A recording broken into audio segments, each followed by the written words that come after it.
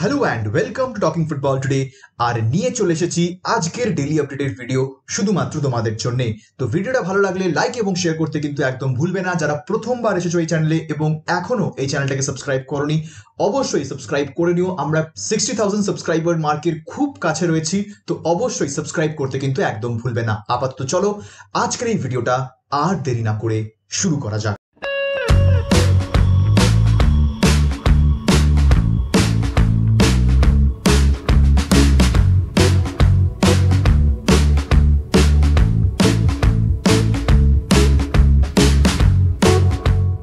ফার্স্টে আজকে যে টপিকটা নিয়ে আলোচনা করব সেটি হচ্ছে মোহনবাগান সুপার জায়ান্টকে নিয়ে। তো মোহনবাগান সুপার জায়ান্টের কিছু ইম্পর্টেন্ট আপডেটস বেরিয়ে এসছে, তো সেগুলো কি কি চলো একবার দেখে নিই। প্রথমেই যে আপডেটটা রয়েছে সেটা হচ্ছে লালরেঞ্জওয়ালা লাল বিকনিয়া, যার সাথে মোহনবাগান চুক্তি করে নিয়েছিল, তাকে সাইন করা বাকি ছিল। His signing was subject to medicals, তো সেই কারণে চুক্তি পাকাপাকি হয়ে থাকলেও লালরেঞ্জওয়ালাকে তাকে কলকাতায় আসতে হয়েছিল। মোহনবাগানের রিজার্ভ দলের সাথে তিনি ট্রেনিং করেছেন একদিন, যেটা কালকে হয়েছিল, এবং সেই ট্রেনিংয়েই তার ফিটনেস টেস্ট হয় এবং মোহনবাগানের যে ক্রাইটেরিয়া ছিল রিগার্ডিং ফিটনেস, সেই ক্রাইটেরিয়াগুলো লালরেঞ্জওয়ালা কিন্তু ফুলফিল করতে পারেননি, যেই কারণে তার উপর এই মুহূর্তে ইন্টারেস্ট থাকলেও মার্কাস মেরগুলাও টুইট করে জানিয়েছেন যে লালরেঞ্জওয়ালাকে ফিরে যেতে হচ্ছে তার নিজের পেরেন্ট ক্লাব আইজলে। তো সেই কারণে তার আই থিঙ্ক এখনো 1 বছরের চুক্তি বাকি রয়েছে আইজলের সাথে। তো এখনো ফিউচার তার কি সেটা ডিসাইডেড নয়।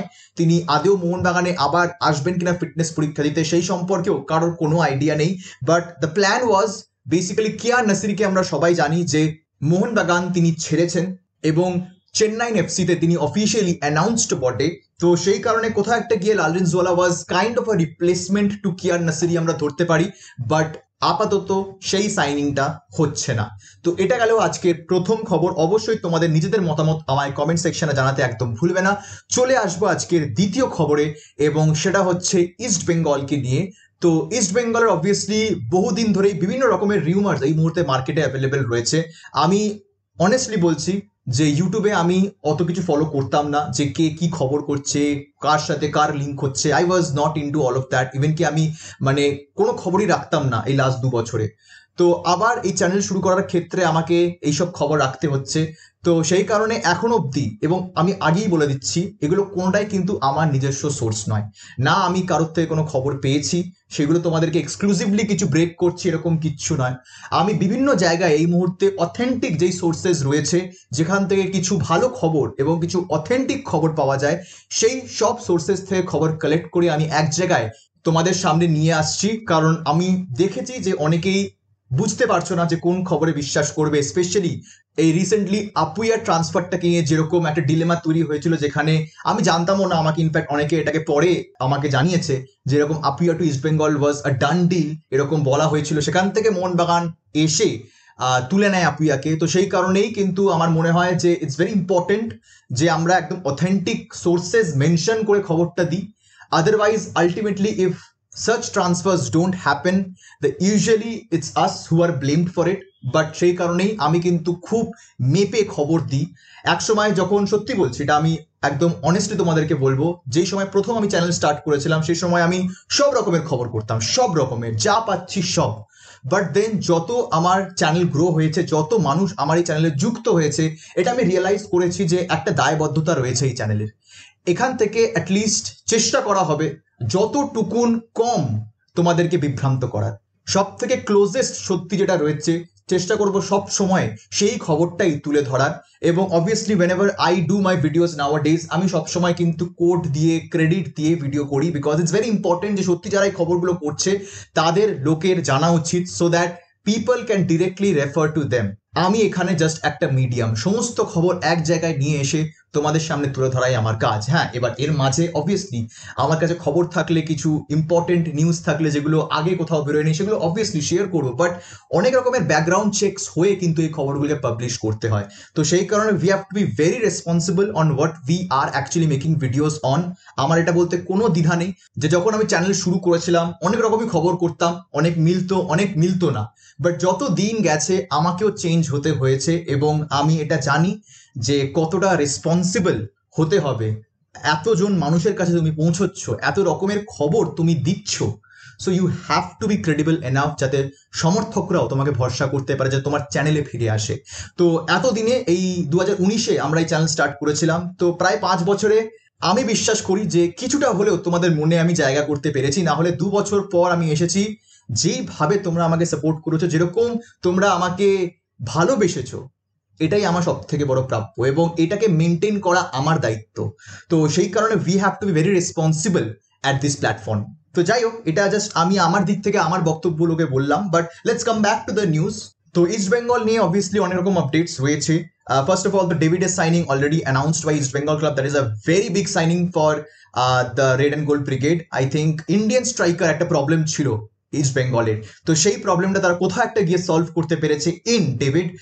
এইবারের দুরান্ত কাপের টপ স্কোরার, সিএফএল এর I think David top scorer ছিল। So he is going to be very important player for East Bengal in this upcoming campaign. তো এই মুহূর্তে ইস্ট বেঙ্গল ক্লাবে আইএসএল এর টপ স্কোরার, এরই সাথে সুপার কাপের টপ স্কোরার রয়েছে এবং ডুরান্ত এবং সিএফএল এর টপ স্কোরার রয়েছে। সো এইবারের ইস্ট বেঙ্গলের অ্যাটাকিং লাইন আপ কিন্তু ভীষণ ভালো and is something to look forward to for the fans.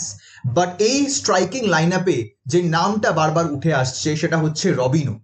রবিনো কি ইস্ট বেঙ্গলে আসবেন, এই নিয়ে বিভিন্ন লোকের বিভিন্ন রকম মতামত। তো যতটুকুন আমি জানতে পেরেছি বা আমি খোঁজ নিয়ে সব রকমের খবর পড়ে যা বুঝতে পেরেছি, সেটা হচ্ছে যে রবিনোর ডেফিনেটলি একটা ইন্টারেস্ট রয়েছে আইএসএল এ। তিনি বহু বছর এই মুহূর্তে বাংলাদেশে খেলে ফেলেছেন, বসুন্ধরা কিংসের হয়ে ভীষণ সাকসেসফুল, পরপর লিগস জিতেছেন, এএফসি কাপ খেলেছেন। He has achieved almost everything there is to win in Bangladesh. তো সেই কারণে এবার তিনি একটু বাইরে চ্যালেঞ্জ নিতে চাইছেন এবং the kind of player he is, যেরকম পেডিগ্রি প্লেয়ার তিনি, he could be a very good fit in ISL. I am telling you this, যদি উনি আইএসএল এর কোনো ক্লাবে সাইন করেন, he is going to fit in perfectly. But প্রশ্নটা হচ্ছে যে ইস্ট বেঙ্গল কি আদেও রবিনোর পেছনে ঝাঁপিয়েছে কি ঝাঁপায়নি। So the last that I know of is রবিনোর ওপর এখনো অব্দি কিন্তু ইস্ট বেঙ্গলের কোনো জেনুইন ইন্টারেস্ট নেই। রবিনোর এজেন্ট বা রবিনো নিজে কিন্তু নিজের সিভি বিভিন্ন ক্লাবসে পাঠিয়েছে, তিনি আইএসএল এ ভীষণ রকম ভাবে আগ্রহী খেলার জন্য এবং তার এজেন্ট বিভিন্ন ক্লাবের সাথে কথা বলছে। East Bengal could very well be one of them, কিন্তু ইস্ট বেঙ্গল নিজে থেকে কিন্তু এখনো কোনো রকমের কনক্রিট ইন্টারেস্ট দেখায়নি। অলরেডি তোমরা জানো, যদি আমরা একটা ইজি অ্যানালিসিস করি, এই মুহূর্তে ইস্ট বেঙ্গল ক্লাবে কোন কোন বিদেশি কনফার্ম হয়েছে। ডিয়ামান্টাকোস কনফার্ম হয়েছে, তালাল কনফার্ম হয়েছে, সাউল কনফার্ম হয়েছে, হিজাজি কনফার্ম হয়েছে, ক্লেটন কনফার্ম হয়েছে। অর্থাৎ স্ট্রাইকিং এ মোটামুটি ক্লেটন আর ডিয়ামান্টাকস, মাঝমাঠে তালাল অ্যান্ড সাউল, ডিফেন্সে তোমার রয়েছে Hijazi. So now the question remains যে এর পরে সাইনটা কোন জায়গায় হতে পারে। তো যেখানে আই থিঙ্ক এতগুলো উইঙ্গার অলরেডি ইস্ট বেঙ্গল ক্লাবের রয়েছে, যেখানে অলরেডি একটা দুটো ফরেন স্ট্রাইকার তুমি ক্লাবে নিয়ে চলে এসেছো, দুটো ফরেন মিডফিল্ডার তুমি তোমার ক্লাবে নিয়ে চলে এসো, এবং এর মধ্যে কোনো ফরেন মিডফিল্ডারই একটা সেন্টার ব্যাক হিসেবে খেলতে পারবে না। আমি এটাও মেনে নিলাম যদি কোনো ফরেন সিডিএম সেন্টার ব্যাক হিসেবেও খেলতে পারতো, আমি তাও মানতাম যে ইস্ট বেঙ্গল হয়তো আপফ্রন্টে একটা বিদেশি নিতে পারে। But it is going to be very useless of a decision যদি ইস্ট বেঙ্গল ক্লাব ডিফেন্সে একজন ফরেন বিদেশি না রেখে যদি মাঝমাঠে আরেক বিদেশি বাড়ায়। তো সেই কারণে ট্যাকটিক্যালি দেখতে গেলে কিন্তু রবিনো ইস্ট বেঙ্গল ক্লাবে ফিট হয় না। এবার প্রশ্ন হচ্ছে, তাহলে তো ওকে আনরেজিস্টার্ড করে রেখে তাকে শুধুমাত্র ACL2 এর প্লে অফস খেলানো যেতে পারে। এবার এখানেও কিন্তু একটা মেজর জিনিস, রবিনো শুধুমাত্র এই একটা ম্যাচ খেলতে আসবে না। এবার আমি এখানে একটা ম্যাচ বলতে কি বলছি, যে ACL2 এর প্লে অফ যদি ইস্ট বেঙ্গল কোয়ালিফাই করে, যদি জিতে যায়, they will directly qualify for ACL2, না হলে they will come back to challenge league. এশিয়াতে তারা খেলছে, বাট কটা গেমস হবে? 6টা।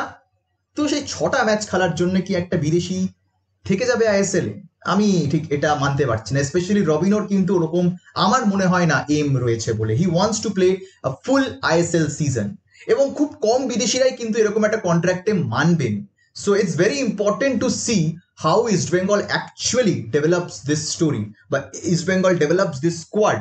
বাট আপাতত কিন্তু এই মুহূর্তে ট্যাকটিক্যালি দেখতে গেলে কিন্তু Robinho does not fit in this squad, এবং সেই কারণেই আমার মনে হয় যে ইস্ট বেঙ্গলের এখন অব্দি সেরকম জেনুইন ইন্টারেস্ট রবিনোর উপরে হয়নি। I think they will sign a foreign centre back, which they should sign a foreign centre back. Otherwise আপাতত আইএসএল এর জন্য they are well set with their foreign squad. এবার যদি এখনো দেখো ক্লেটনের কিন্তু অ্যানাউন্সমেন্টটা হয়নি, বাট ভেরি কনফার্মড নিউজ যে ক্লেটন থাকছে। ক্লেটনকে যদি রাখা না হয় তাহলে in that case we can discuss later on যে রবিনোর কতটা পসিবিলিটি রয়েছে। বাট অ্যাজ অফ নাও আমার তো মনে হয় না, আমি কিন্তু কোনো খবর দিচ্ছি না, এটা আমার মতামত দিচ্ছি যে আমার মনে হয় না যে রবিনোর পেছনে ইস্ট বেঙ্গল যাবে বলে। তো এটা গেল রবিনোকে নিয়ে আমার মতামত। তোমরা জানিও যে তোমরা কি ভাবছো, রবিনোর সাইনিংটা দরকার কিনা ইস্ট বেঙ্গল ক্লাবে, বা এই যে 6th ফরেনার ইস্ট বেঙ্গলকে সাইন করতে হবে অ্যাটলিস্ট আইএসএল এর জন্য, এটা কোন পজিশনে হলে তোমাদের মনে হয় যে ভালো হবে ইস্ট বেঙ্গলের জন্য। কালকে আপুয়ের খবরটা বেরিয়ে এসেছিল বলে কালকে আপুয়ের খবর আমি আপলোড করেছিলাম, আজকে তোমাদেরকে এই আপডেটস গুলো দিলাম। যদি পারি বিকেলের দিকে মেবি হয়তো আমি ইন্ডিয়ান ফুটবল রিলেটেড যে ভিডিওটা বানিয়েছি সেটা আপলোড করব, if not today then definitely tomorrow, if nothing major or nothing breaking comes out. তো আপাতত আজকের এই ডিসকাশন এখানেই শেষ করলাম। তোমরা নিজেদের মতামত আমায় কমেন্ট সেকশনে জানাতে কিন্তু একদম ভুলবে না। দেখা হবে তোমাদের সাথে পরের ভিডিওতে, আর এই ভিডিওটা দেখার জন্য তোমাদের সবাইকে জানাবো ধন্যবাদ।